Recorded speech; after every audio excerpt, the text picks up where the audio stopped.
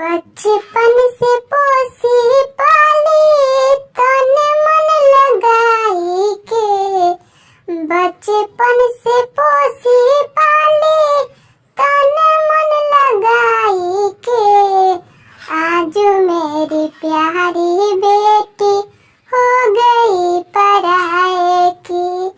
आज मेरी प्यारी बेटी हो गई पराए की। कोठावा पर मम्मी रोवे टीकावा पहनाई के। कोठावा पर मम्मी रोवे टीकावा पहनाई के।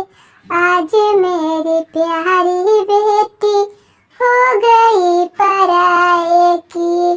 आज मेरी प्यारी बेटी हो गई पराए की। दुआरा पर पापा रोवे डोलिया चढ़ाई के। आज मेरी प्यारी बेटी हो गई पराए की। आज मेरी प्यारी बेटी हो गई पराए की। आंगना में भैया रोवे पैरवा के पोछ के। आंगना में भैया रोवे पैरवा के पोछ के। आज मेरी प्यारी बहन